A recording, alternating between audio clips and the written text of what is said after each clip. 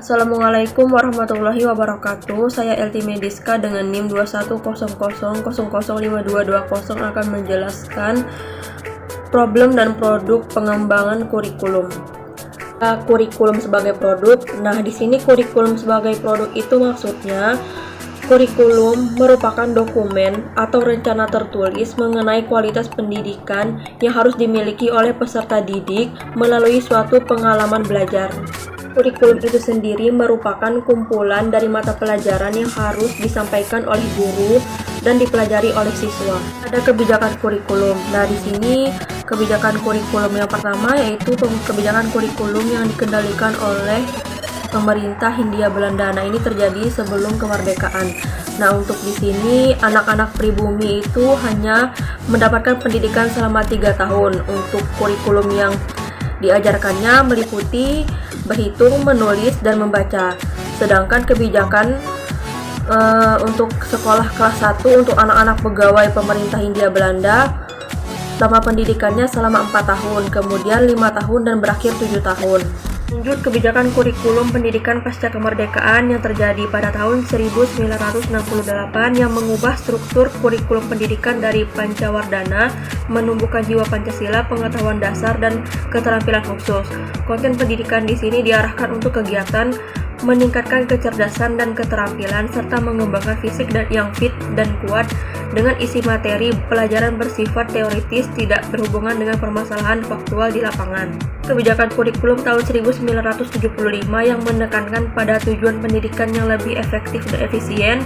Dengan kurikulum ini, peran guru menjadi lebih penting karena setiap guru berkewajiban untuk membuat rincian tujuan yang ingin dicapai selama proses belajar mengajar. Dilanjut lagi dengan kebijakan kurikulum tahun 1984 yang mengusung pendekatan keterampilan proses dengan lahir sebagai penyempurnaan dari kurikulum sebelumnya. Akhir ada kebijakan kurikulum reformasi. Nah, reformasi telah membawa dampak besar bagi pembangunan pendidikan nasional dengan UU SPN nomor 20 tahun 2003 menjadi babak baru sistem pendidikan nasional. Kebijakan pendidikan juga dikeluarkan sebagai amanat undang-undang. Nah, di sini terbagi menjadi beberapa kurikulum. Yang pertama kurikulum 2004 yaitu kurikulum berbasis kompetensi. Nah, di sini berfokus pada perkembangan kemampuan untuk melakukan kompetensi tugas tertentu sesuai dengan standar kinerja yang ditetapkan. Dengan kurikulum 2006 atau biasa dikenal dengan kurikulum tingkat satuan pendidikan, dengan ciri yang paling menonjol dari kurikulum ini adalah guru diberi kebebasan untuk merencanakan pembelajarannya sesuai dengan lingkungan dan kondisi siswa serta kondisi sekolah berada. Ajaran baru 2013-2014, pemerintah menetapkan kurikulum baru yang berfungsi sebagai pengganti kurikulum 2006 dan untuk melanjutkan pengembangan dari kurikulum 2004. Nah, kurikulum 2013 ini meliputi kompetensi sikap, pengetahuan, dan keterampilan yang secara perubahan kurikulum. Dalam perjalanan dunia pendidikan di Indonesia, salah satu pemerintah untuk mencapai tujuan pendidikan yang diharapkan adalah dengan melakukan perubahan kurikulum pendidikan. Perubahan merupakan salah satu langkah pengembangan antara kurikulum yang ada dengan kurikulum sebelumnya. Selama pemerintah telah menerangkan kurang lebih 7 bentuk kurikulum. Yang pertama tadi ada kurikulum 1968, kurikulum 1975, kurikulum 1984, kurikulum 1994, kurikulum 2004, dan kurikulum 2013. Nah, permasalahan kurikulum itu sebenarnya ada pada perubahan dan selalu dipengaruhi oleh faktor yang mendasarinya. Dengan tujuan pendidikan dapat berubah secara mendasar ketika suatu negara transisi dari negara jajahan ke negara merdeka. Nah, kan tadi beberapa kurikulum itu kan tadi ada yang sebelum ini kan, sebelum merdeka dan sampai sudah merdeka. Nah, itu kan adanya perubahan. Nah, jadi setiap zaman itu selalu melakukan perubahan. Nah, ini dia permasalahannya. Saja dari perubahan kurikulum ini memiliki dampak positif dan dampak negatif. Nah, dampak positifnya di sini siswa dapat belajar dengan mengikuti perkembangan zaman lebih maju tetapi didukung oleh kepala sekolah, guru, staf pengajar. Nah, di sini juga siswa bahkan mendapatkan intuisinya sendiri. Untuk kurikulum 2013 ini intinya adalah upaya penyederhanaan dan pengintegrasian tematik. Nah, kurikulum 2013 ini disiapkan untuk mencetak generasi yang siap menghadapi masa depan. Oleh karena itu, kurikulum ini disusun untuk mengantisipasi perkembangan masa depan dengan penekanannya adalah untuk mendorong siswa atau peserta didik agar dapat berbuat lebih baik dalam melakukan pengamatan, mengajukan pertanyaan, menalar, dan mengkomunikasikan apa yang mereka dapatkan atau ketahui setelah menerima materi pembelajaran.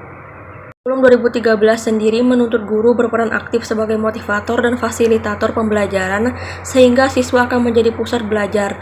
Hal ini menjadi kendala tersendiri bagi para guru karena tidak semua guru memiliki kompetensi tersebut. Selain itu, guru dituntut kesiapannya untuk menyusun RPP melalui langkah-langkah yang sesuai, memberikan pendidikan karakter, melaksanakan pembelajaran dengan pendekatan saintifik, memilih dan menggunakan metode, media, dan sumber belajar yang bervariasi dan melakukan penilaian otentik.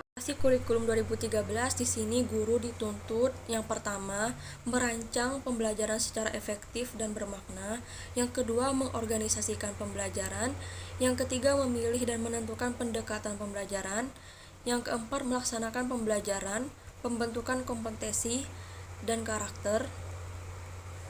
Ketika kurikulum 2013 sendiri yaitu pada perubahan dan pengembangan kurikulumnya karena kurikulum 2013 ini merupakan pengganti dari kurikulum 2006 dan merupakan pengembangan dari kurikulum 2004. Dari permasalahan kurikulum 2013 yang pertama yaitu memberikan pendidikan dan pelatihan kepada guru, khususnya guru mata pelajaran sehingga mereka dapat memahami dan mengerti apa yang mereka ajarkan. Yang kedua, menyediakan media pembelajaran dan sumber-sumber belajar sehingga antara isi kurikulum dengan materi pembelajaran dapat berkesinambungan karena adanya media dan sumber pembelajaran. Yang ketiga, memberikan motivasi kepada peserta didik bahwasanya dengan kurikulum 2013 peserta didik akan lebih kreatif dan semangat dalam pembelajaran. Yang keempat, menyediakan media pembelajaran yang berbasis teknologi sesuai dengan isi kurikulum sehingga tidak mengalami ketertinggalan.